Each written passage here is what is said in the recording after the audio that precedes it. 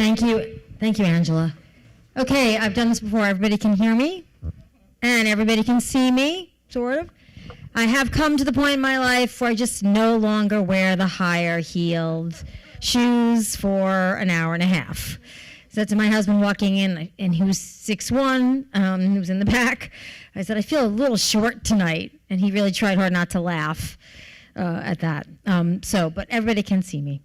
So I thought this is remarkable because as I was getting ready in my mind to sort of start this talk, I looked at so many people on their phones. Like this gentleman's on his phone right now. Now, in my class, you're not allowed to be on the phone. Saying, I assume eventually you'll be putting that down. But it's I know we just came from Cleveland visiting my 92-year-old mother, and I was on the phone with her 3 times already this morning today. And I said, Mom, I can't call you this evening. I call her every single night because I'm giving a talk about the disinformation and democracy. She said, oh, well, that's more important. I'll talk to you tomorrow. But this is the thing. We are all now attached to our phones. And those phones aren't just about social media addiction or algorithms. We see them as essential to communication, essential to personal communication, keeping track of loved ones, getting directions, for example. I still like an old-fashioned map, but I'm way outweighed, right? I like to sort of get an idea of where I'm going. The intersection of not just convenience anymore, but reliance on these devices, these technical devices that have so much of our information now. Banking, for example, passwords that you try to hide in your, contact information by giving yourself clues. Of course, then you can't remember what the clues was to tell you. These are all the best part of technology. Because I think you can say now when we get my mother on Zoom, we have a very large extended family all over the country. That is a way we can see each other cognitively. That's important. These are important developments that do improve people's lives for the most part. There are some very big downsides. But this is something we can't turn the clock back on. And I think when I came in 2015, I think I gave a talk on how Congress was not built by the founders to do what it does. I stand by whatever I said 8 years ago. But when I think about technology and social media, I think about Jefferson and I think about Ben Franklin. And I'll start my slide presentation in 1 second. I think about them because Jefferson came from, as you know, agrarian society, was very well educated himself, and was a strong proponent of education, but also understood that for some segment of the population, not just enslaved peoples, but agriculture, farmers would need to know things that are different from people who would study, let's say, science, for example, although there's agricultural science, so those things intersected. Ben Franklin was a man who thought anything was possible, right? If you read some of his works, obviously there's an autobiography of Ben Franklin, which is written by Ben Franklin, but then his nephew, Mark Russer, wrote an unauthorized extended autobiography or biography of Ben Franklin, and it's a lot about his creative time. And he thought ahead. What can we do with technology? What is possible? He's the only founder that would not be shocked or surprised to see cell phones, right? Mobile phones. He's the only one who would say this is normal. Innovation, invention. So when you think about how do you meld those two things together, how do you meld the expectation of the founding fathers and the framers about what kinds of information were necessary for the people to self-govern, and then you bring in someone like Ben Franklin that says, okay, well, there's lots of ways technology can improve actual living and lifestyle. So how do we meld these together? So I'm going to start with the first slide. I'm speaking of technology, and I have too many words on the slide. I'm completely guilty. Now, if you were in my class, I was discussing this Professor Bruce, I'm going to call you that, Professor Bruce, about what we do with students and technology. So sometimes I teach Introduction to American Politics, about 80 students in it at Brown in the last fall, and they all bring their laptops, and sometimes they honestly just bring their phones. And they're not allowed to tape record my lectures. I have no way of monitoring that. They may or they may not, and they take notes on their phone. I think, all right, that's both terrific dexterity of thumbs, but also probably cognitively not that useful. So I say you have to power down your laptops. Only pen and paper today. You would think that I was asking them to chisel hieroglyphics. Your children, your grandchildren, your great-grandchildren do not know how to write anymore. They don't know how to actually write. So I feel that cognitively it's really important when I study for exams, writing things down really imprinted it in your head. So I ask them to do that.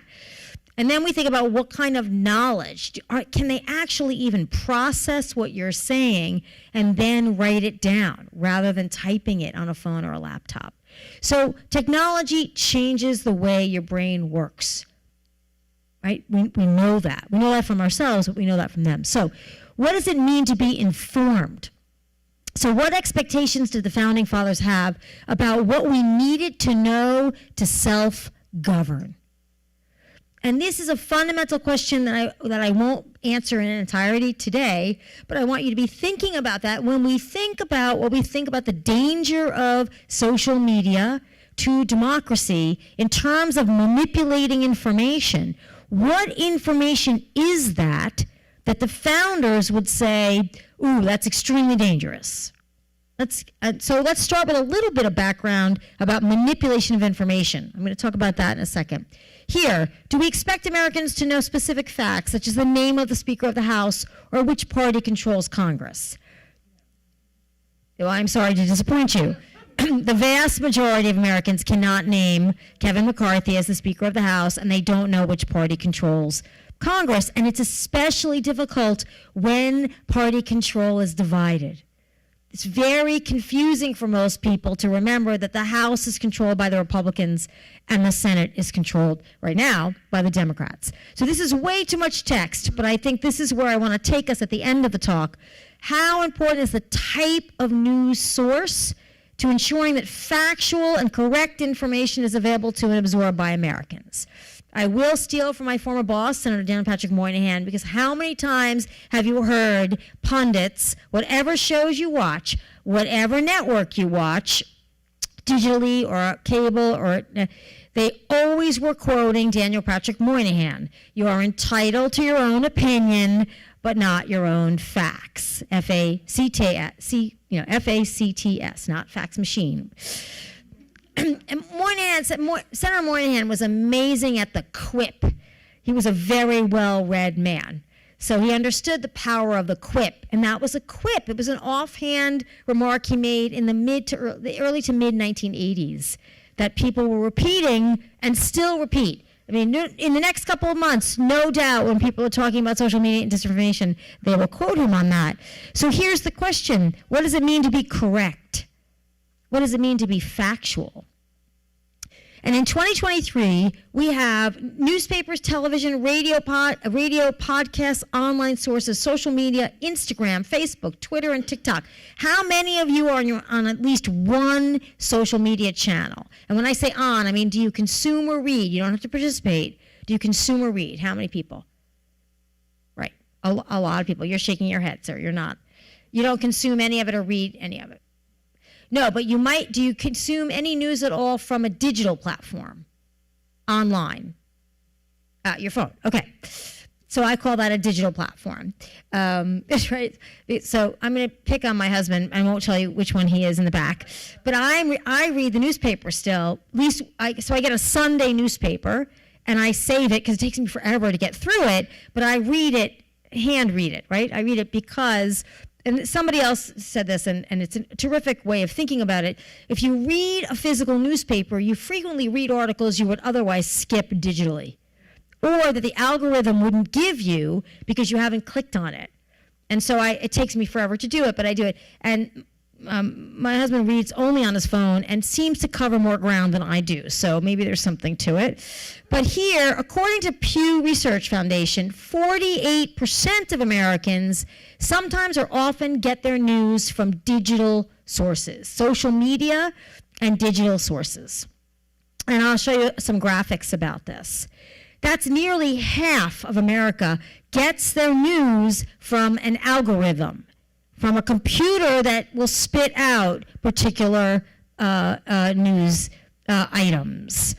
And yet, according to a poll taken by PBS, 79% of Republicans and 73% of Democrats said social media companies have a great deal or quite a bit of responsibility for misinformation.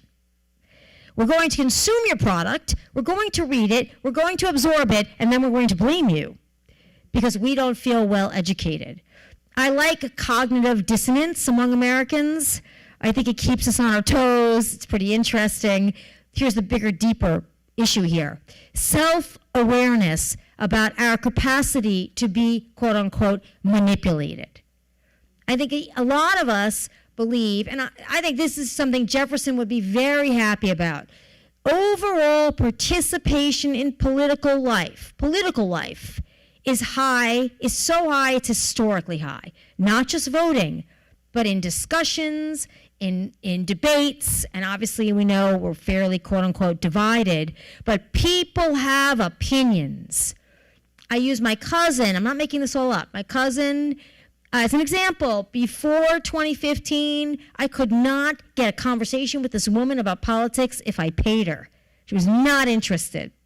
She's from the Boston area, which is dominated heavily by the Democrats, and she said, well, the Democrats do everything. There's not two parties. I don't need to even think about it.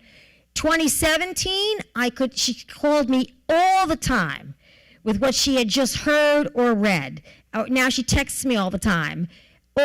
She's changed. She pays attention and participates, but she's still consuming news from self-selected sources. Jefferson would be happy about this in the following way. He, unlike Hamilton, believed in maximum participation for accountability of government. That's what he believed. The more people who got involved, who voted, well, not always voted, there were barriers, but got involved and paid attention, particularly to local politics, the healthier the democracy would be. That is Jefferson. Hamilton, as many of you might know, had the opposite opinion. Only the well-educated or the wealthy should really be making a lot of these political choices and decisions because they were better educated and informed, and they would know better. The good thing that Jefferson would point to is so many people pay attention and get involved that government can't go as awry as it would if nobody paid attention. I think the last 6, 7, 8 years may have been proved Jefferson to be incorrect on this assumption. However, we all now believe we have an opinion to which we are entitled, as Moynihan said, but that also we are correct, that we are educated and informed because we read it on Facebook. I'm not making fun of Facebook. I'm saying that of my generation, and perhaps some of you in this room, when you read something, it was true because you read it in a print newspaper that had an editor and a lawyer who vetted it for factual correctness because they didn't want to be sued.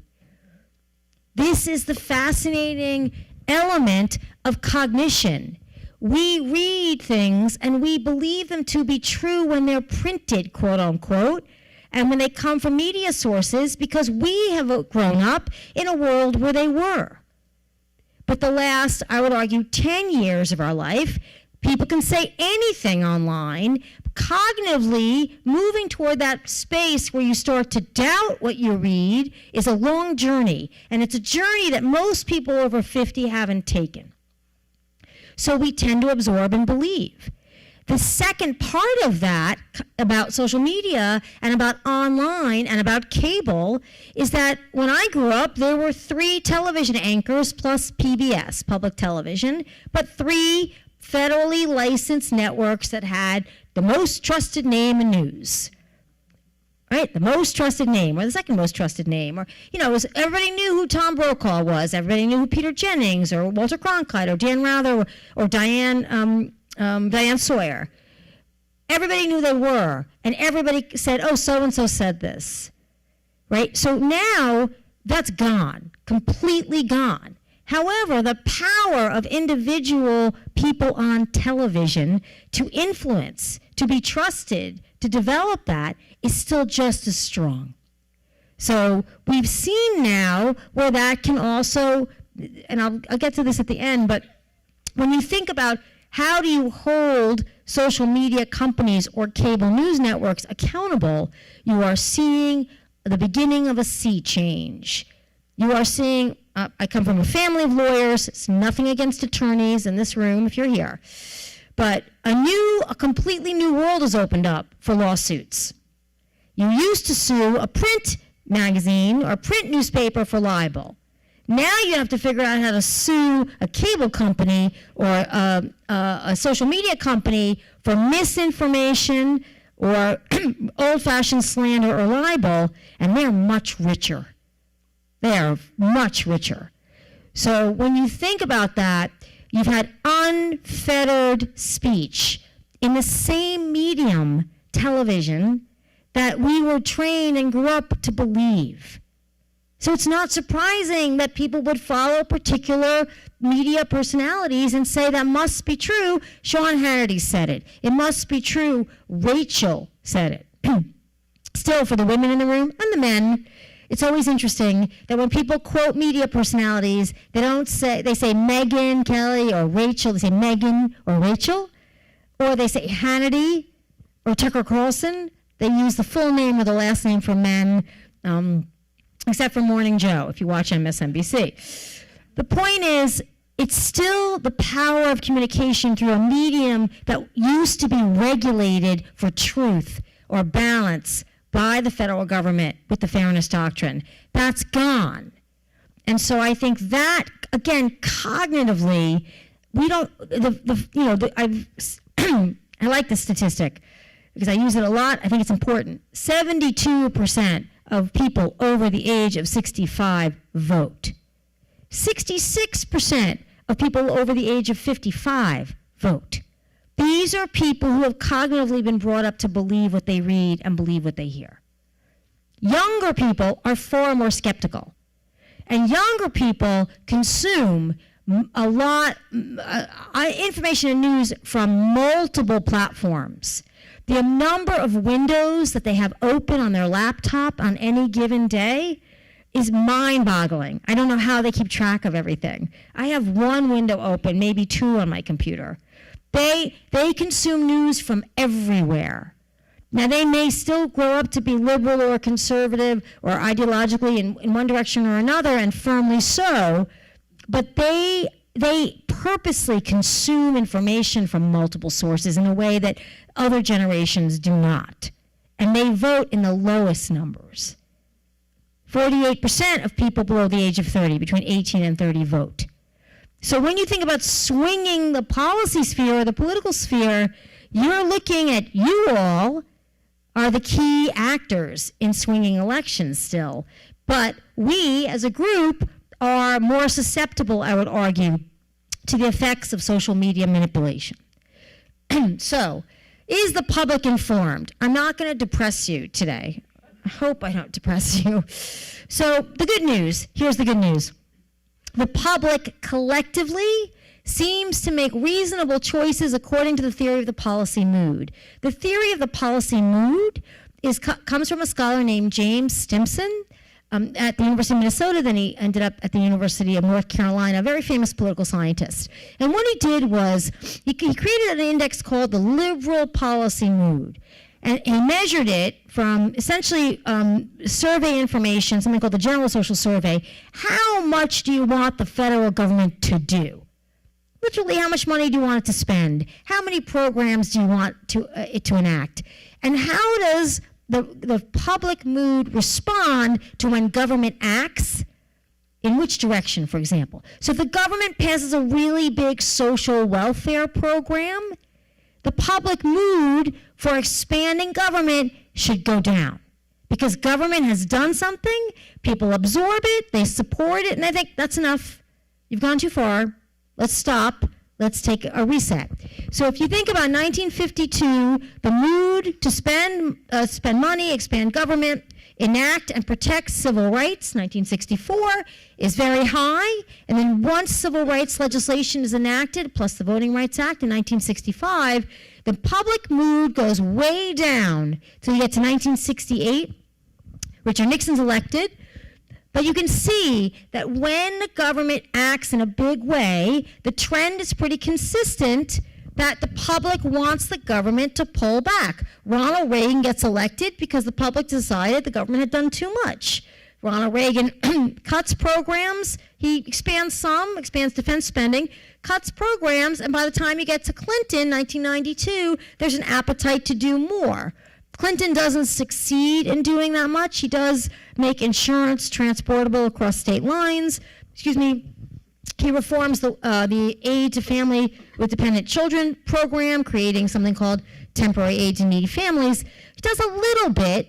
He does trade policy, which I come back and do a whole lecture on the negative effects of the trade policies of the Clinton administration. I'm happy to do that someday. And you come down and you find he gets reelected, but essentially the mood is somber. And then you get to 2000, and the mood and the appetite during the Bush administration goes up. And you see this little dip? I can't reach it. See the little dip up there? That's right after the Medicare Part D prescription drug bills passed in 2003.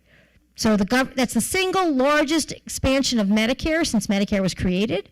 And enacts in 2003. It cost about $800 billion at the time, projected. And there's a little dip because then the public says, okay, no, we don't want any more.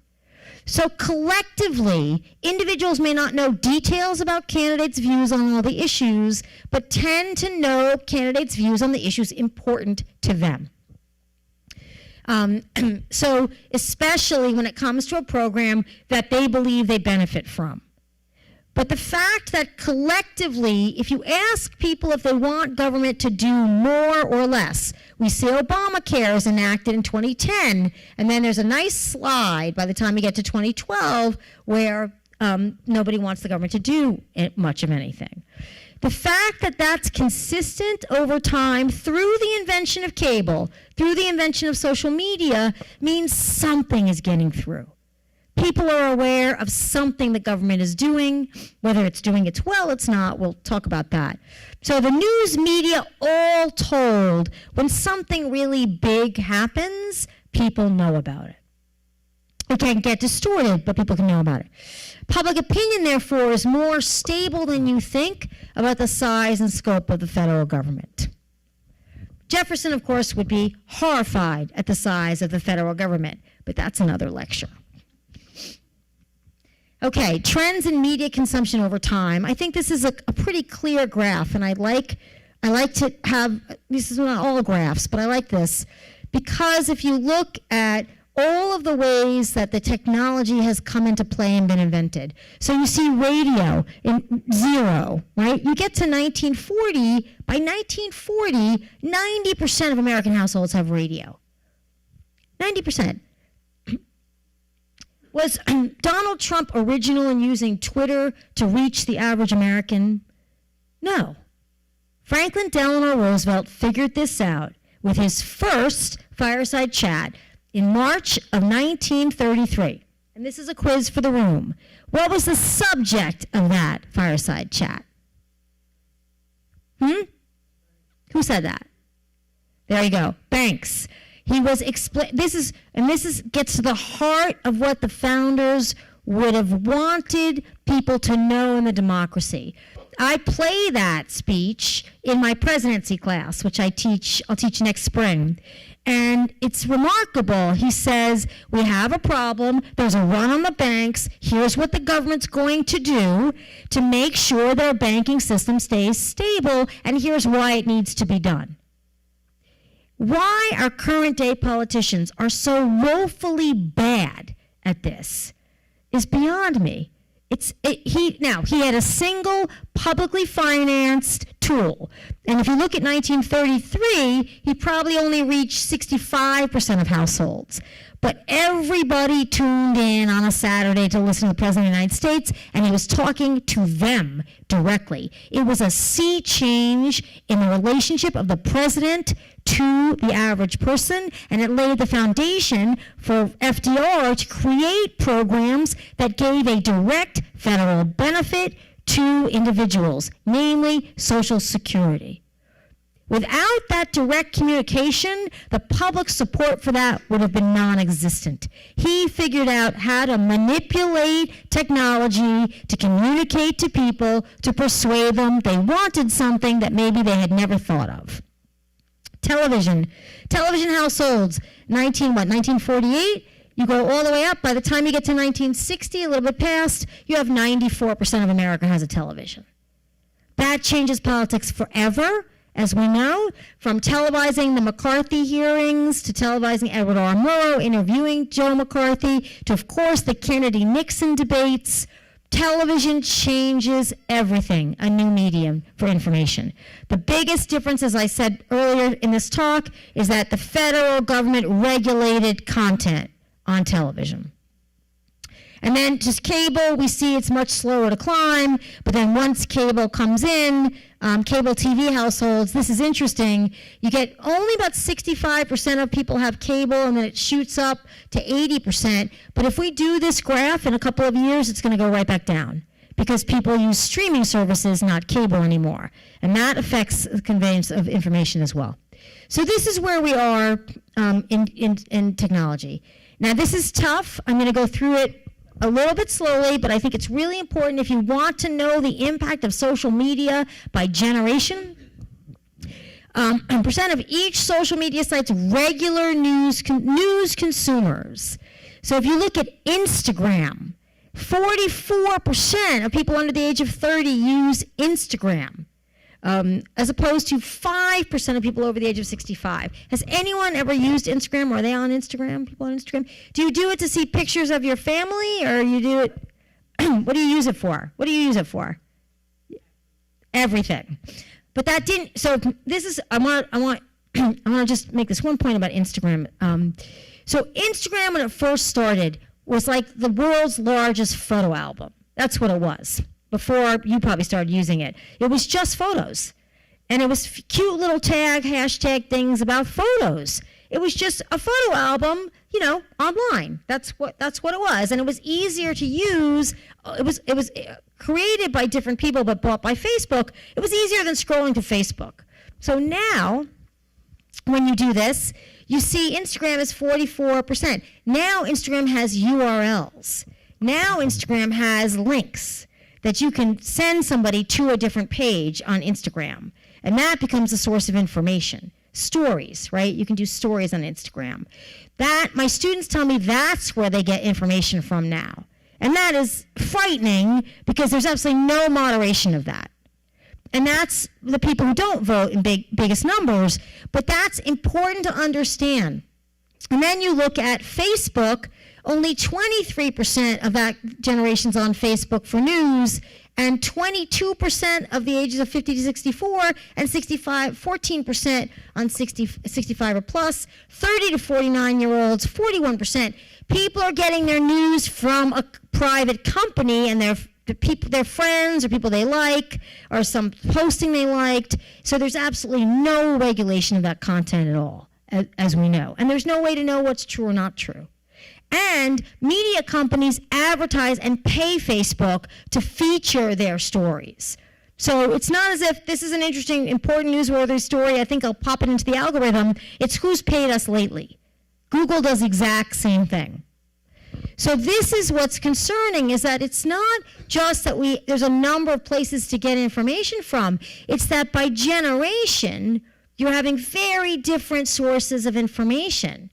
And the credibility of that information probably declines as you go down the age ladder, but people who are younger use more sources. So they won't just read a posting on Facebook. In fact, my students do not use Facebook at all. They say to me, my grandparents are on Facebook, so I'll communicate with them that way, but they don't use it at all. Even we try to advertise events at our center at Brown that I run. You can't get them on Facebook now. I have no idea how to reach them. It's all Instagram. And so now you think to yourself, okay, what does that do for the future of American democracy? That's where I think there's actually a light at the end of the tunnel. Because these are people who cognitively absorb information differently. They're not trained as we were to believe everything they read or believe everything they hear. And they're multitasking all the time, so they're getting information from other sources. So when there's a conflict, they have to figure it out. They have to decide, I'm hearing this, and then I'm hearing this, whom should I believe? Now that may be their family, it may be their friends or coworkers. Remember, I'm a college professor, but less than 40% of all Americans have any college education at all. 60% of America doesn't go to college. So then when we look at high school, some college, and college, we also see a stratification about where people get their news from. So high school or less, 41% get it from Facebook. College plus, only 28% get it from Facebook. I'm sorry, that's not precise. An important aspect of our voting population changed significantly in 2016. Donald Trump's candidacy brought in a tremendous number. When I say tremendous, I'm thinking about 10 to 15 million new voters without a college education, high school or less. That was the group that political scientists always said didn't vote in the same numbers as college plus. Not true anymore. They voted, that educational group voted in 2016. They also voted in 2020 in high numbers. It is not true anymore. So we as a society can no longer, quote unquote, as Hamilton would like, rely on people with college educations or better educated people, quote unquote, to be determining our political outcomes in our elections. It's not true anymore. More people vote from all walks of life. I personally think that is a good thing for a democracy. But when you think about where you're getting information from, TikTok, 42% of people with less than a high school education get their news from TikTok, owned by a subsidiary, a Chinese subsidiary, not the Chinese government, subsidiary. 17% of people with a college education get their information from TikTok. So that is something to be very concerned about. Because if you believe that there's a whole set of ways that more education yields or produces a more skeptical mind, or a more detailed mind about particular policies, or perhaps, although not necessarily, more tolerance for other customs, religions, ways of life, if TikTok can really influence a lot of people in ways that is much stronger than college plus, and those people are voting in much bigger numbers, you do have this Achilles heel, this fault line in American elections where there's a section of America that may be much more susceptible to one source of news, and the news may not be particularly accurate. I am not someone who believes in banning things. I think it makes me nervous when government wants to ban things, even for guns.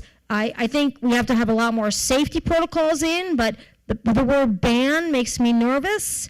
And so when you want to ban TikTok, what makes you think some clever American person, an American-owned company, maybe Facebook, maybe Google, maybe Snapchat, maybe YouTube, owned by Google, will come up with a different way and a different algorithm to persuade people. So it's something, we have in this history, the history of the country, we've had laws in place at the federal level that prohibit foreign ownership of media companies. Excuse me. So I think there's something to be said for that, but let's look at that. And then when we think about racial and ethnic differences and where news is consumed, that is also really interesting. We see that a higher percentage of white people consume news from social media than African Americans, who are less than Latinos as well in terms of that.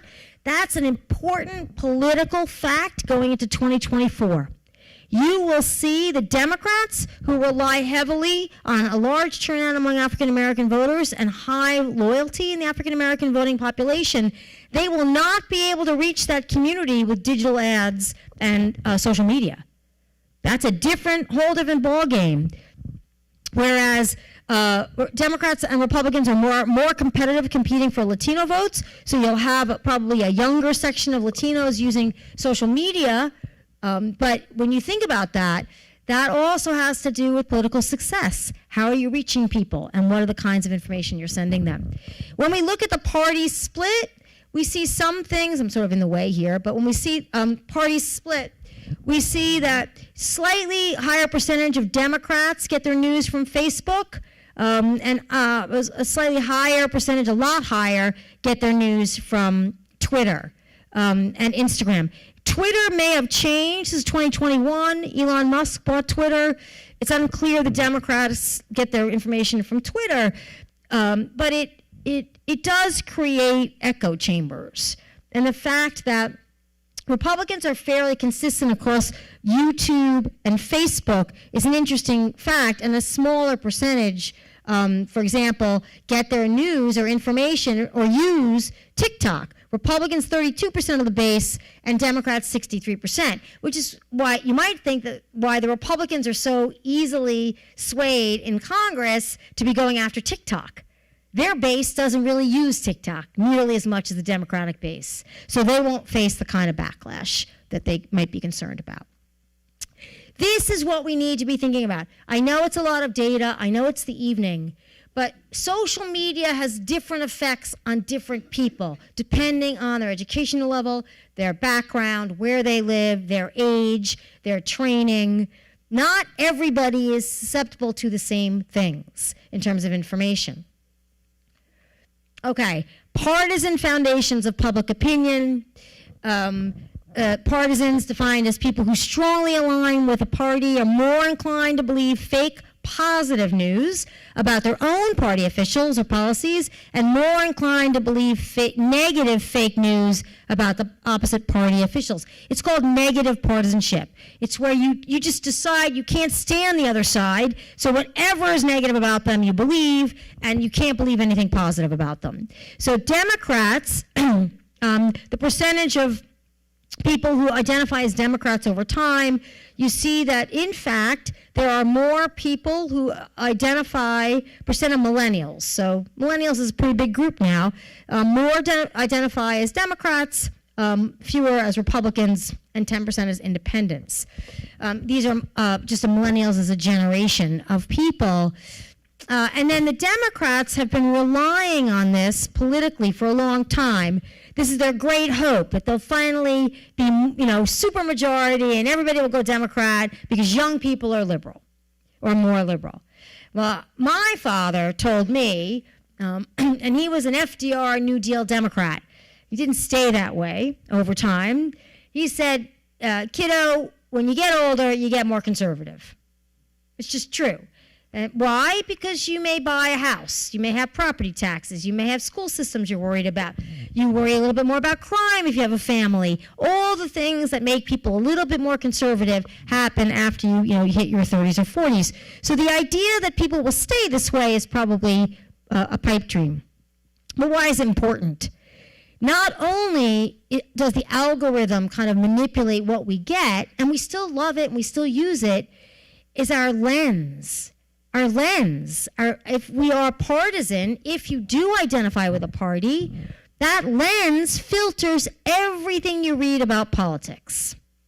It filters the sites that you go to on your phone, and it also filters what you are willing to believe. This is not just a Donald Trump phenomenon. It's not. Partisanship has been entrenched in this country since the very beginning. Hamilton and Jefferson started out, not even liking each other, but they already had a plan. Jefferson already had the Democrat-Republicans, or the Republican-Democrats, depending on what year you're looking at it. Hamilton was already a Federalist and sort of didn't like the Whigs so much. They were already at each other's throats. They had different policy positions on key issues in the 1790s. What's different about today? Why are we told constantly, over and over again, how divided we are. We're divided. We're divided. Couple of reasons. One, in order to get you to click, somebody has to say, there's an urgent problem. The other side is doing something bad. You have to read this article. It's very important. So you click. That's media. You either turn on television or your cable or whatever you're getting it from. And so political parties will ring the fire bell all day long, every day, because the more you are anxious and want your own team to win, the more likely it is you'll vote. Both E.E. Schatzschneider, is a very famous political scientist, wrote in the 1940s and 50s, and an economist named Joseph Schumpeter. I call him Schumpeter. Some people say Schumpeter. Both wrote the same thing in the 1930s and the 1940s. People are fairly limited. If they get involved in politics, they're going to pick a team. They're going to pick a team with a brand that appeals to them more than the other brand. That's what most people will do in a democracy. And they'll stick with that team if they start out socialized. Most people, this is why the Democrats are counting on this orange line, which changes a little bit. But if you vote for the same party at the age of 18, and then again at 22, and then again at 26 in a presidential election, if you catch a presidential election when you're 18, you will vote for that party for the rest of your life. We have reams of data starting from the 1950s. The problem with that data is that it excluded African Americans who could not vote in the South, for example. It excluded a lot of women who are not yet socialized to voting. Women's rates of voting didn't really increase till the 1970s and 1980s. That's when first time you see the partisan gender gap is the 1980s, because women are voting in force. So all that data on vote choice is kind of skewed by the number of people who weren't allowed to or encouraged to vote. But why is it so important? That filter is absolutely entrenched. So when you think about how we can break through the stranglehold of social media, you'd have to untie the hold that political parties have and the media has on us to pick a side. And we've been asked to pick a side in this country since it was founded. We are a dual country. So I think it's just always keep that in mind about what we can do about this. And also, when you are told that we are so divided because we consume information from different sources and they have different headlines, there's no question about that. You'll see Donald Trump was found liable today, liable for a sexual misconduct with a judgment. We'll see if that holds in the Court of Appeals, but nonetheless, he was found that. You'll see a very different headline on perhaps News Nation or Fox or the New York Post than you would on MSNBC or the New York Times or even the Wall Street Journal. You'll see that. But you have to take a moment and say, I'm being manipulated all the time. What can I get from this article that might be remotely factual? What can I read with skepticism and decide what might be factual and what might not be factual? And remember that these are powerful forces that were created at the time of our founding. I think you may know this. Alexander Hamilton bought a bunch of newspapers in the 13 colonies to publish the Federalist Papers. And the Federalist Papers were propaganda designed to encourage people to vote for the ratification of the Constitution, to put pressure on their delegates to the Constitutional Convention to ratify and then to create and vote for the Constitution. And then once it was ratified in 1787 by the Constitutional Convention, to vote for each state, to have each state accept the Constitution. So he bought newspapers to run op-eds to persuade people to make a political choice. One of those newspapers is the New York Post. I don't know if anybody knows that. It is directly descended from the Westchester Post-Gazette, which was a newspaper Alexander Hamilton bought to persuade, quote unquote, people to support the Constitution. Political parties founded in the 1790s. This isn't new. Here's what's so dramatically new. Again, something I keep coming back to. There are so many more people that have to be persuaded than there were in 1796 or 1800 or 1804, right? The American society is so much more open. And the right to vote although it can be oppressed and suppressed and messed with, frankly, not necessarily in voting outcomes and tallies, that's another conversation, but it has never been more expansive than it is now. And so the model was to persuade the wealthy and the well-educated and people they wanted to vote, but they used the same mechanisms they use today. But there was some semblance, because they had literacy tests. You couldn't vote if you couldn't read, although they violated them in the agricultural states by having people put X's on the votes. They learned how to manipulate the system. By the time you get to Andrew Jackson in 1828 and 1832, he's manipulating this system tremendously. So we know it gets manipulated, but in the beginning, the expectation was only people with wealth and interests and education would make these decisions. So they couldn't be fooled.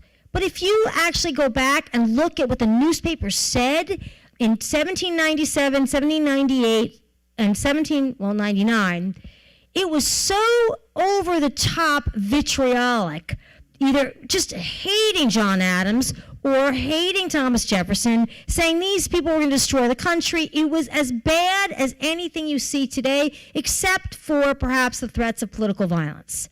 But it was awful. It was so bad, John Adams passed the Alien and Sedition Acts, they're two different bills, to shut down the newspapers because he couldn't stand the criticism.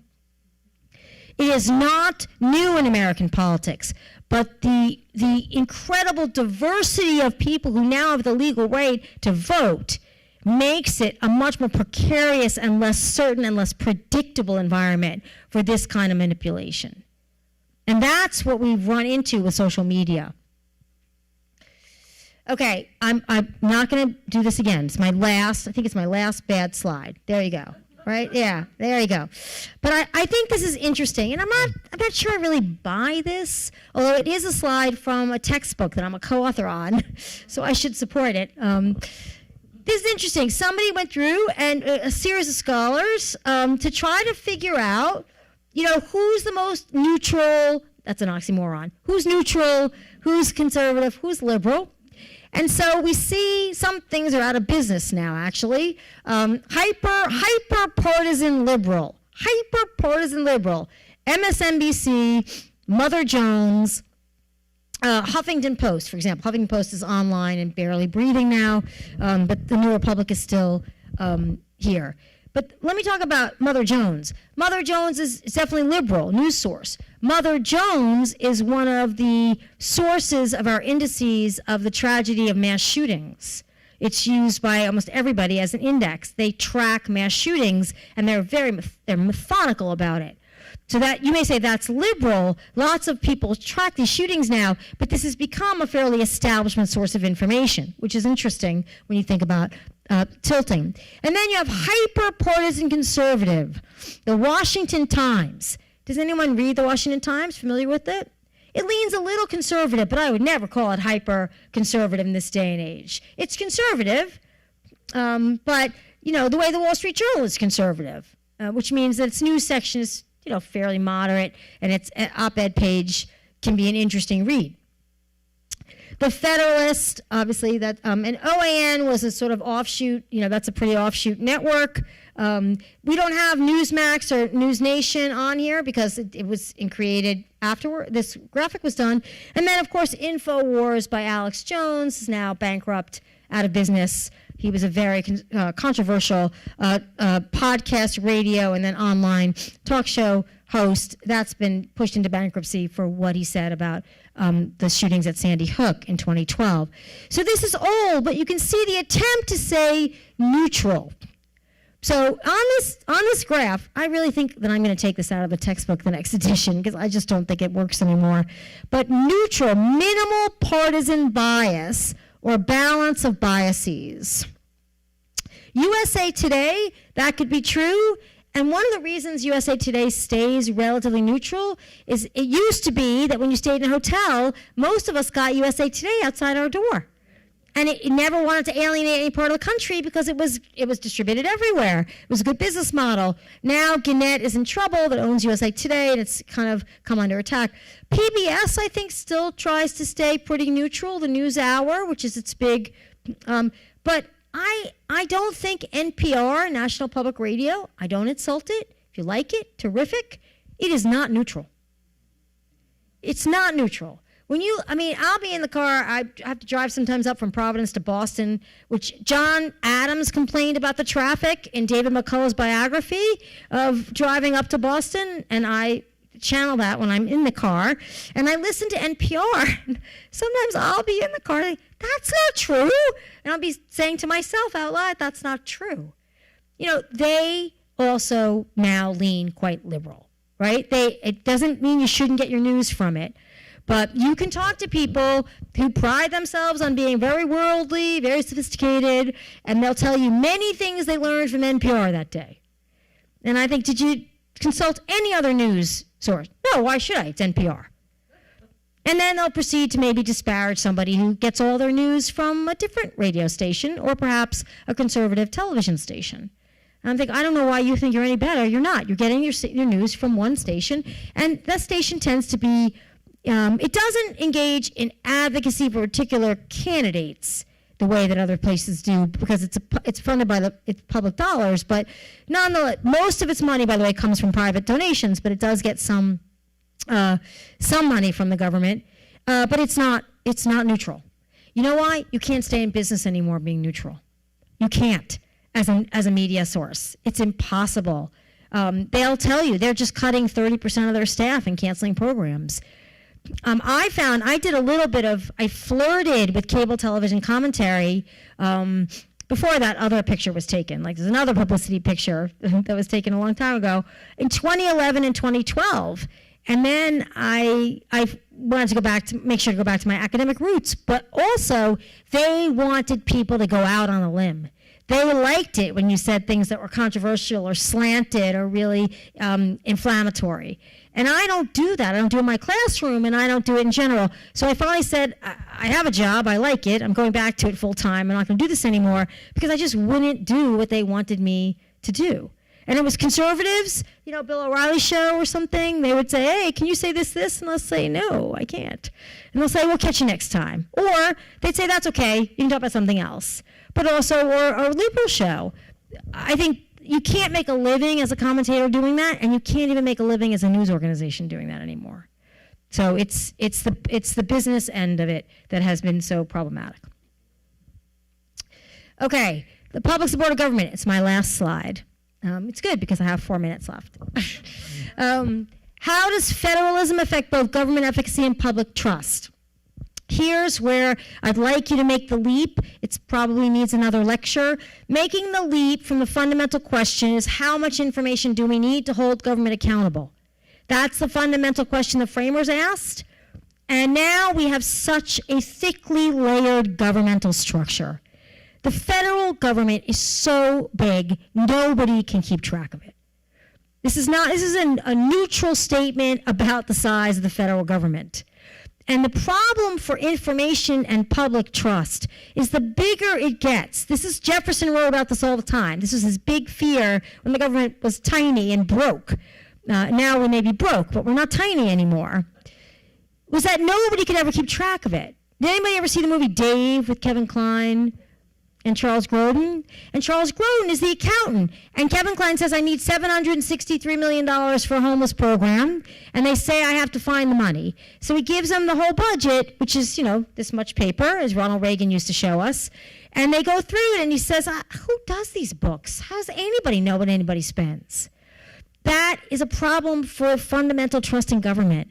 Because if you believe your dollars are going out and are not coming back to you in an efficient manner, partly because you can't learn about how they're being spent because it's so vast, nobody can figure it out, and now the government has lost its singular channels of information. Federally licensed television stations, federally licensed radio stations, they can't even communicate about it well, which gets to my last point. This is the real concern, is that the government gets bigger and gets further away, and we can't hold it accountable, and we're receiving all sorts of information about what government does, and not much of it reliable. How does government shape public opinion with information, and how do online platforms distort that information? You can answer that question. You know this. They'll pick, Obamacare had death panels. It didn't have death panels. It was a bad not well-advised Democratic policy move to put something in the bill that recommended that healthcare professionals talk to people about end-of-life care. That's what it was. It just destroyed the Democrats. So it was just a bad political move. But, in a 2,000-page bill, how do you explain 2 sentences? You can't. This is a problem, because then people who might benefit from Affordable Care Act don't sign up for it. And that's a policy failure. And that becomes a federalism policy failure. The same thing would be true of Pennsylvania state government. I'm not knocking the government. I'm just saying these budgets are huge now, $trillion budgets. You have a lot of people in the Pennsylvania state legislature. They seem to be quite active, by the way. Generally speaking, I follow them. What happens when the government changes its position on public health or electoral procedures? Very confusing. Why? Because the federal government says something, and then state governments have to decide to go along with that or not, or maybe they do it differently. And then there's confusing information, and then you have these websites, technology that you have to navigate. It was the Hunger Games to sign up for a vaccine in America, right? It was like a gladiator match. How do you possibly get the slot, and where is it, and where do you have to drive? It was awful. Given what we can do on our phones, it was awful. So that is a huge problem, is that there's this technological capacity the government doesn't have, private sector has, then the government relies on private sector to disseminate information on your phones, for example, and that information can get distorted. And that threatens public health, and it threatens our faith in elections. Elections, by the way, were corrupt. Ballot stuffing, people who shouldn't vote, people who voted 5 times, up and through really the 1980s. This idea that we had some golden age of completely clean elections is myth. But it's gotten much better, although each of us has to say to ourselves, my first vote was with an electronic structure, a physical structure, something called the master lever. I grew up in New York. My first vote was boom. You could turn one switch and all of them would go at once, mechanically, and then you would vote for one party. That was how I voted. I didn't stick a ballot into an electronic counter and hope that it counted properly. So the government needs to explain why electric voting machines are good, why they work, why they can't be hacked. They don't do enough of that. That's where cross-informational pressures, and I'm over by 1 minute, and I'll take my last minute. Cross-informational pressures can really damage us. So what I would recommend to deal with that, before I open up for Q&A, is when somebody cites information about something, and they say, well, I heard this, and they said A, B, and C. What are you going to say? Who's they? It's quicker than where'd you get your information from. Who's they? And why do you believe they? And I will tell you, you can ask the most well-educated liberal and the most well-educated conservative, and they will do the same exact thing. They will cite it and spout it and tell you that it's true because they read it. Where do they read it? On their phone. Digging, it takes more work. And if you do it in a non-threatening way, not who's they, but who is that? Where did you get that information? I heard something different. It can facilitate conversation. And our responsibility here, COVID-19, that's a whole other lecture as well, but our responsibility as people who want to safeguard what is still the oldest functioning non-monarchical republic and democracy on the planet, which has weathered, by the way, phenomenally difficult storms and come through, is to engage constantly. Don't turn off. Don't walk away. Don't say, I'm not going to that event. Those people talk about this, and don't raise your voice. It's very hard to do. But think about Tocqueville. And think about Tocqueville's motto after, riding a horse and riding in a carriage, depending on what he was doing in the 1820s and 1830s, observed America and said that its backbone was local communities and community sharing community values, which is good so long as it doesn't oppress the minority. whatever minority that is. But nonetheless, constant interaction and conversation would secure the democracy. And he was coming from a world full of wars and monarchs and dictators. So when you have the chance to actually interact with somebody face to face, as you've done tonight, that goes a lot longer than posting on Facebook or liking or disliking, and encouraging people to put their phone down. I know it seems small, but if you can have one conversation with somebody that makes them consider a different position on a single issue, you will have done something to preserve the democracy. So I'm going to open up for questions now. Thank you very much.